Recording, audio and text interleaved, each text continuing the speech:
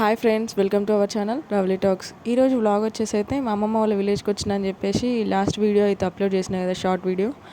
అక్కడ వచ్చిన తర్వాత అయితే ఇక వీడియోస్ తీయడం మంచిగా చేద్దామని అనుకున్నా. కాకపోతే ఈ ఎండల వల్ల అయితే వీడియోస్ తీయడానికి అయితే రాలేదు. ఫుల్ ఉక్కపోత, ప్లస్ మళ్ళీ నాకు అక్కడ డాటా కూడా సిగ్నల్ సరిగా రాకపోవడం వల్ల వాడుకే మా చిన్నోడు ఫోన్ చూసుకుంటూనే తినడం అది ఇది చేసిండు. సో నాకైతే ఫ్రీ టైం అనేది దొరకలేదు. ఇక వచ్చిన తర్వాత 2-3 డేస్కి అయితే ఇక్కడ మా అమ్మమ్మ వాళ్ళ విలేజ్లో గుట్ట అయితే ఉంటుంది, చెన్నకేశ్వర స్వామి గుడి పైన, గుట్ట పైన ఉంటుంది. అక్కడికైతే మేము రీల్స్ చేద్దామని చెప్పేసి అయితే మా మామయ్య పిల్లలు, నేను, ఇంకా మా బబ్బుగడ్ ఫ్రెండ్స్ అయితే వచ్చిండ్రు.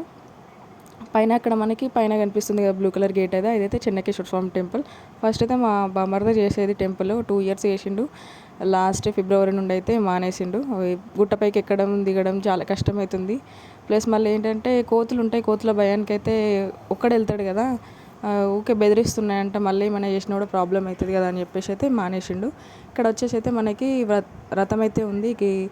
వసంత పంచమి రోజు అయితే ఇక్కడ మనకి జాతర జరుగుతుంది, 3 days జరుగుతుంది. కళ్యాణం అయిపోయిన తర్వాత నెక్స్ట్ డే అయితే మనకి రథం అయితే తిరుగుతుంది, ఇక్కడ ఊరంతా తిరుగుతుంది ఈ రథం అయితే. ఇక్కడ రీల్స్ ఇక్కడైతే అక్కడ ఏం చెట్లు లేవు, చెట్లు ఉంటే కొట్టేసిండ్రు. ఈ కోతుల వలన, ఆ చెట్లు ఉండటం వల్ల చెట్లపైన ఉంటున్నాయి కోతులు అని చెప్పేసి అయితే చెట్లు అయితే కొట్టేసిండ్రు. మా మామయ్య వాళ్ళ ఇంటి దగ్గర ఉన్న చెట్లు. ఇక్కడైతే నీడ ఉంటుంది, కొంచెం వెనకాల బ్యాక్గ్రౌండ్ బాగా వస్తుంది కదా అని అయితే రీల్స్ చేయడం కోసం ఇక్కడికైతే వచ్చినాం.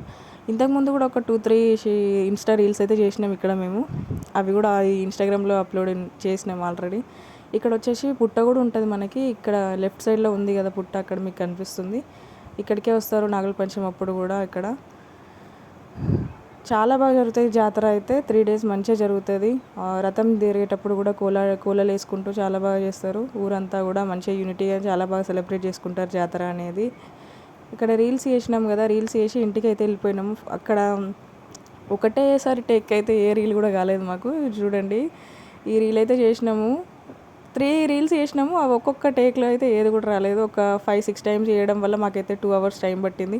మళ్ళీ ఏంటంటే పిల్లల్ని తీసుకొని వెళ్ళినాము, వస్తా అని ఏడిస్తే 2 పిల్లల్ని తీసుకొని వచ్చిన నేను అక్కడికి.